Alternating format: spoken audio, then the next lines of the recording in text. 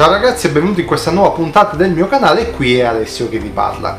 Oggi puntata veramente speciale grazie alla collaborazione costretto con i ragazzi di Camelot che mi hanno fornito la copia del gioco che oggi vi mostrerò. Tra l'altro è una copia molto importante in quanto Kickstarter Edition, che è sinonimo di solito di tanti contenuti e soprattutto contenuti esclusivi.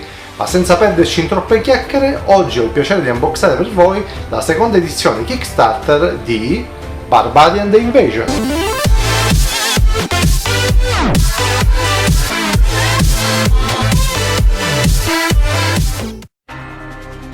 Ed ecco qui la fantastica scatola di Barbarian The Invasion, una scatola veramente molto pesante e grande, con le dimensioni che vanno da 32 cm x 32 x 12 cm di spessore.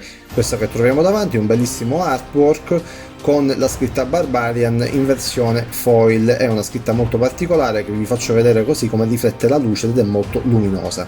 Nella parte posteriore invece abbiamo le indicazioni per numero giocatori e media partita, lo specchietto del contenuto della scatola, qualche immagine e l'elenco delle miniature. Facendo una sbustata veloce vediamo subito cosa ci aspetta una volta aperta la scatola. Al di sotto abbiamo subito le bandiere. Queste sono bandiere in 3D che identificano i 4 clan e serviranno per indicare le varie zone conquistate. Al di sotto verranno poste poi delle basette colorate per far capire bene il colore del proprio clan. Queste una volta dipinte mostreranno anche il loro dettaglio, davvero un dettaglio stupendo anche così, senza bisogno di colorarle, ma certo colorarle secondo me è sempre meglio. Poi abbiamo qua dentro sono delle monete di vario colore con il simbolo dei clan al centro. Sono monete di plastica davvero molto leggere e anche molto utili.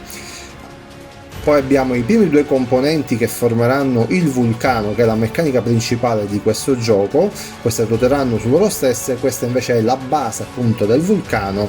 Come vedete ci sono degli slot, anche questi scorreranno tra di loro e poi verranno applicate nella parte superiore delle fustelle. Vedete quanta roba c'è ancora da farvi vedere? Per esempio andiamo qui che sono i dischetti in silicone, appunto sono i vari colori del clan, in modo che così le potete anche capire in maniera veloce sia i personaggi che le bandiere. Qua abbiamo poi dei cubetti colorati e qua tantissime carte, che sono carte di vario tipo come le carte risorse, le carte divinità, le carte caccia e quant'altro. Sono carte veramente ben fatte, mi piace tantissimo la grafica che è stata posta al di sopra di queste carte forse leggermente leggere però di altissima qualità in quanto sono telate. Come potete vedere poi gli artwork sono veramente uno spettacolo per gli occhi, davvero complimenti. Dentro queste buste poi abbiamo degli indicatori, praticamente sono segnalini in 3D che appunto ci identificano le varie risorse che abbiamo, come ad esempio quelle dei metalli, dell'oro, del legno, del cibo e quant'altro. Sono davvero molto ben fatte, soprattutto molto eleganti, mi piace questa sorta di semicolonnina con fregio centrale, davvero un'eleganza unica. Poi abbiamo tantissime miniature qui al di sotto, davvero miniature molto ben fatte. Io amante delle miniature non posso fare altro che apprezzare. Sono miniature differenti tra un clan e l'altro e ogni clan poi identificano varie tipologie di personaggi che abbiamo nel nostro esercito. Questo è per esempio il Berserk, non vedo l'ora di dipingerle anche per far poi fuoriuscire il dettaglio di queste stesse miniature. Guardate qui quanti bei contenuti ancora da mostrarvi. Per esempio queste sono le 4 planche giocatore a doppia faccia. A questo giro hanno fatto davvero un bel lavoro perché hanno reso molto più leggibili e molto più luminose le schede. Come potete vedere tra l'altro sono a doppio spessore per incastrarvi dentro i segnalini e le miniature.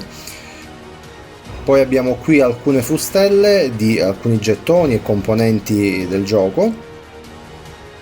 E qua abbiamo il manuale del regolamento, che è un manuale da 27 pagine, davvero molto semplice da capire, nulla di complesso, scritto molto bene e anche ben strutturato. Ci sono tantissime immagini ed esempi di gioco e poi ci sono le aree dedicate ai vari moduli che potete inserire nelle vostre partite, come ad esempio la caccia. Poi nella parte finale invece c'è un riassunto delle icone che comunque non guasta mai. Qui invece abbiamo due plance di conquista. Queste sono le aree che potremo conquistare tramite i nostri eserciti. Nella versione Kickstarter sono ben 2 plance a doppia faccia per comunque avere variabilità del gioco.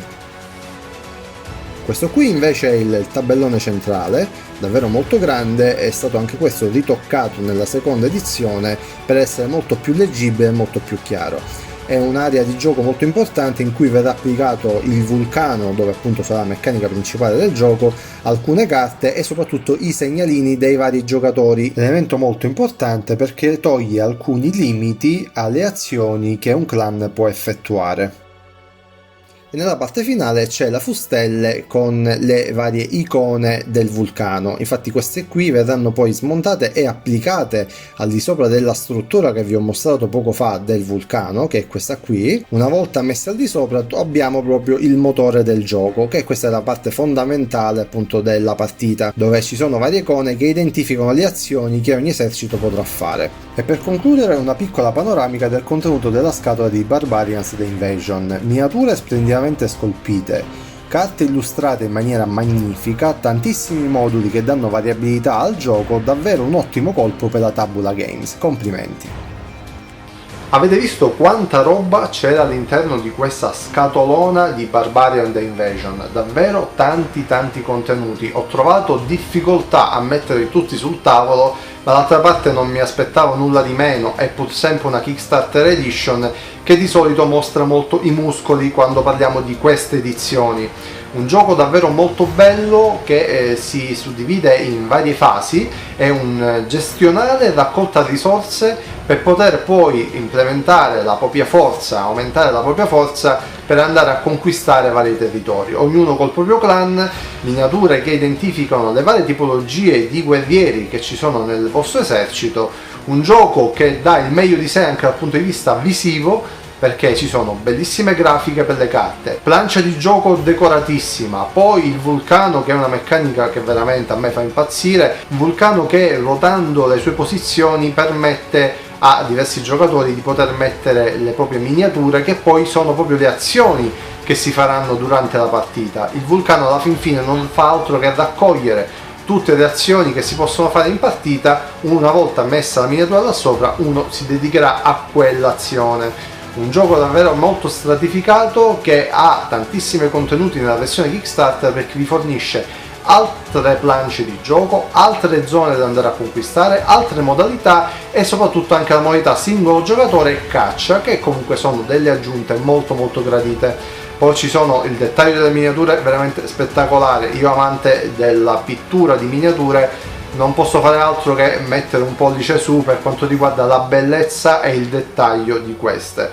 Un gioco che secondo me è adatto sia ai neofiti che magari cominciano a prendere un pochettino la mano verso questa tipologia di giochi, ma anche verso chi è già abbastanza rodato e cerca un gioco abbastanza stratificato sia come strategie che anche come mettere i bastoni tra le ruote all'altro giocatore, perché qua l'interazione c'è soprattutto nel lato della montagna, poi anche nella conquista dei territori quello è un altro smacco che si può fare all'avversario. Tra l'altro un orgoglio completamente nostrano in quanto sia autori che casa editrice sono italiani e la buona riuscita del progetto si vede anche per la realizzazione di questa seconda edizione, che tra l'altro migliora alcuni componenti che c'erano nella prima edizione come icone più chiare e grafica un pochettino messa anche meglio come luminosità, che era quella che era stata criticata principalmente nella prima edizione, ma questo poi ve lo mostrerò in un video confronto tra la prima e la seconda edizione. Io ti ringrazio per aver visto il video, ti invito a iscriverti al canale se questo ancora non l'hai fatto, condividere il video se ovviamente questo ti è piaciuto e lasciare un like che comunque fa sempre piacere. Io vi ringrazio ancora per la visione e alla prossima, ciao ragazzi!